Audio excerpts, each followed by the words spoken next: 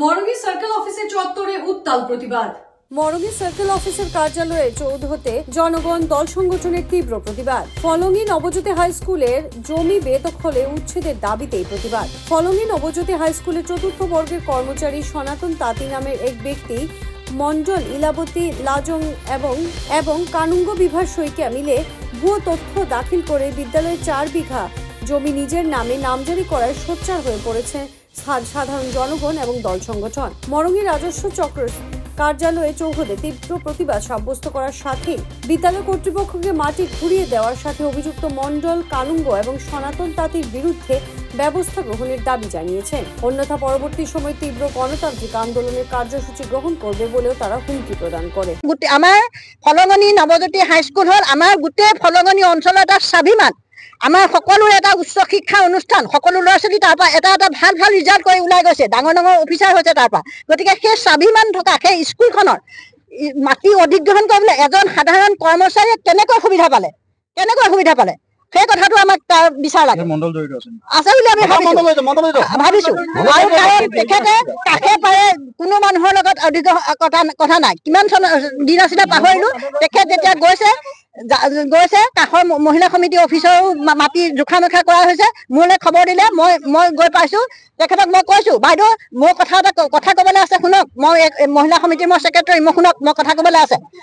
মোৰ কথা তেখেতে আওকাণ কৰি পেলাই মোক কথা গুৰুত্ব দিয়া নাই। আৰু বাইদেৱে কিবা কাগজ এখন দিছে, মাটি কিনাৰ কাগজ এখন দিছে, কৈছে সেইবোৰ কাগজৰ মূল্য নাই। মই কৈছো কিয় মূল্য নহ'ব কাগজৰ? আজিৰ দিনত কম্পিউটাৰ যুগ, মোবাইলৰ যুগ, আজিকালি বস্তুবোৰ তথ্য সংগ্ৰহিত হৈ থাকে। সেই সময়তো হাতে লিখা কাগজৰ বাহিৰে কি বেলেগ নাই?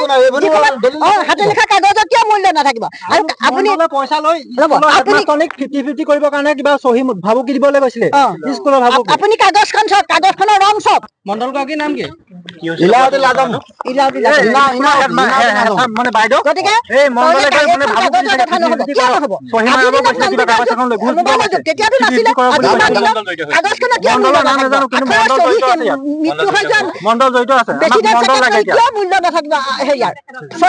নবজ্যোতি হাইস্কুলৰ মাটি, সেই মাটিটো এজন চতুৰ্থ বৰ্গৰ কৰ্মী, তেখেতে তাতে চকীদাৰ কৰে।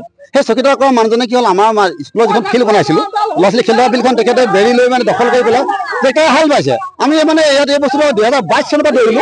2022 চনৰ পৰা এই কথা জনাই আছো আমি অফিচাৰসকলক, ছাৰসকলক জনাই আছো, ডিচি ছাৰক দিছো, আমি চাকৰি অফিচাৰ দিছো, কিন্তু ইয়াৰ আমি কোনো উত্তৰ নাপালো। এতিয়া গৈ তেখেতে কিছু গোবৰ পেলাইছে, ৰঙালাও খেতি কৰিছে। আৰে ভাই, আমি পঢ়া স্কুলখনৰ, আমি খেলা ফিল্ডখনৰ যদি কোনোবা আজি চতুৰ্থ বৰ্গৰ কৰ্মচাৰী হাল বাই পেলাই লাও খেতি কৰিব, ৰঙালাও খেতি কৰিব, আমিতো হয়তো কৰিব নোৱাৰিম নহয়। আমি তাত খেলি ডাঙৰ হৈছো।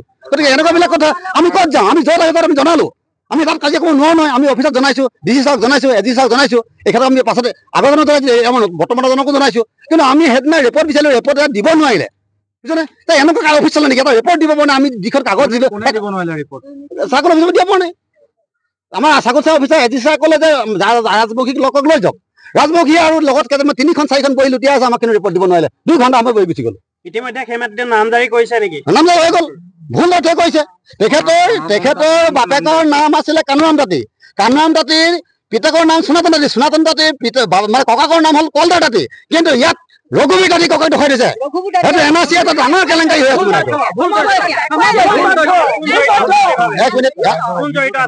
এই মহিলা কিবা আমাৰ লাজম নে হাজম বুলি এগৰাকী মহিলা আছে, মণ্ডলসকলে গ্ৰাছ লেভেলৰ ৰিপৰ্ট আনি এডি ছাৰক দিয়ে, উপজনক দিয়ে, এছকেক দিয়ে। ইয়াত এছকেও জড়িত আছে ভাবিছো। এছকে মোক কয় 50-50 কৰক, মাটিটো 50-50 কৰক। আৰে ভাই, নৱজ্যোতি স্কুলৰ সম্পত্তি 50-50 কিয় কৰিব লাগিব? তোমালোকে কিমান টকা বিক্ৰী হৈছে? নহ'লে কিয় গ্ৰাছ লেভেলৰ ৰিপৰ্টটো আনি ভালকে কিয় নকৰিলা? তোমাক কেলে নুসুধিলা? বোলে 4 দিশৰ মাটি ৰিলেটেড, 4 দিশৰ কোন ৰিলেটেড আছে? স্কুলৰ সোধা নাই, গাঁও পঞ্চায়তৰ সোধা নাই, গাঁওবুঢ়াক সোধা নাই। সেই মহিলা মণ্ডল গৰাকীয়ে কৰিলে কি?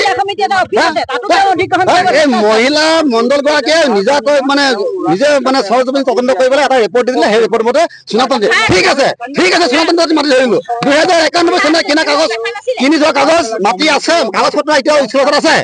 কিন্তু তথাপিতো 2020 চনত এই মিছন বসুন্ধৰাত পেলাই ইমান দিন কেলে সনাতন কিয় বহি আছিলে? 2020 চনত কিয় কৰিলে মিছন বসুন্ধৰাত?